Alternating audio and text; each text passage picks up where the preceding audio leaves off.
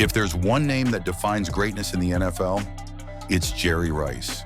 But there's one thing about Rice that fans and analysts still argue about. Something that could change the way people look at his legendary career. Stickum. Yup, the same sticky substance that was banned by the NFL in the early 80s.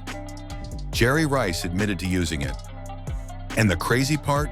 He's the only one who's ever openly admitted it. So what does that mean for his records? For his legacy? Did he really get away with cheating? Or was he just the only honest guy in a league full of secrets? Let's break it all down. Here's how it all went down. It started in 2015 during an interview with ESPN's NFL Countdown. Out of nowhere, Rice casually said something that made the football world stop in its tracks. "I know this might be a little illegal, but I used a little stickum on my gloves." Wait, what? This was Jerry Rice, the GOAT, the guy known for running perfect routes and catching everything in sight. And here he was, admitting he used a banned substance. Fans went nuts. Twitter exploded. Headlines read, "Jerry Rice admits to cheating." But it wasn't just the fact that he said it. It was how casually he said it, like it was no big deal. He even went on to say, "I believe all players did." That only made things worse, because not only was he saying he used Stickum, he was now dragging others into it too, implying it was a league-wide habit.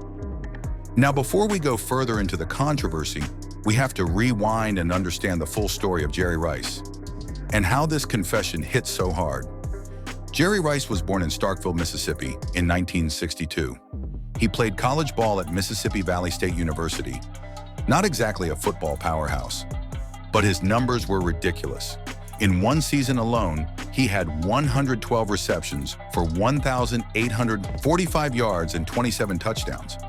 That performance caught the attention of 49ers head coach Bill Walsh, who traded up in the 1985 NFL Draft to grab Rice with the 16th overall pick. At first, Rice struggled. He dropped passes. The speed of the NFL was overwhelming. But Bill Walsh stuck with him, and in his second season, Rice exploded, putting up 1,570 yards and 15 touchdowns. From there, the rest is history.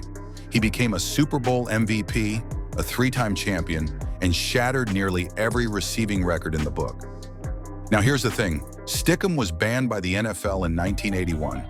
Jerry Rice started his career in 1985. So if he was using it, that's a clear violation. But here's where things get messy. In Rice's era, gloves became more advanced, and many players used tacky substances on their gloves without always knowing what was allowed and what wasn't. Some fans gave Rice a pass, saying the gloves themselves gave players advantages anyway. Others said, "No way, he cheated."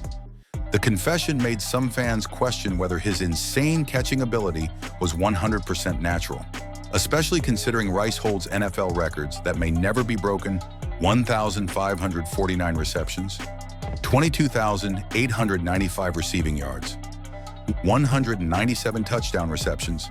Insane numbers. So when someone with that resume says, "Yeah, I use Stickum," it hits different. After the confession, the internet lit up. Some said Rice should have his records asterisked. Others pointed out the hypocrisy, saying, "Wait, we're canceling Rice for Stickum, but letting other players off the hook for PEDs?"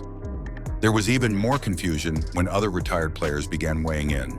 Hall of Fame linebacker Fred Dean said, "Everyone was using it.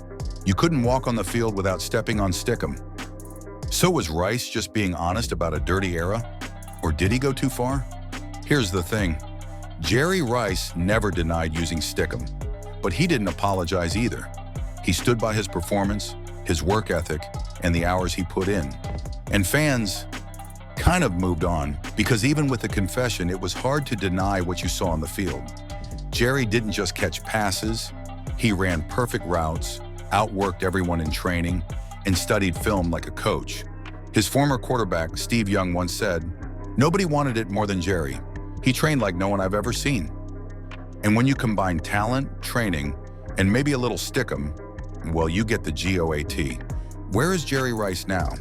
Today, Rice is still celebrated as the greatest WR of all time. He makes appearances on NFL Network, supports youth football, and continues to be an ambassador for the sport. In 2010, he was inducted into the Pro Football Hall of Fame on the first ballot. No debate. And despite the controversy, most fans still rank him above every other wide receiver in NFL history. Because scandals come and go, but greatness, that sticks. If you made it this far, you're a real one. Drop a comment. Do you think Jerry Rice's Stickum confession changes his legacy? And don't forget to like, subscribe, and hit the bell so you never miss another deep dive into the NFL's most untold stories. Catch you next time.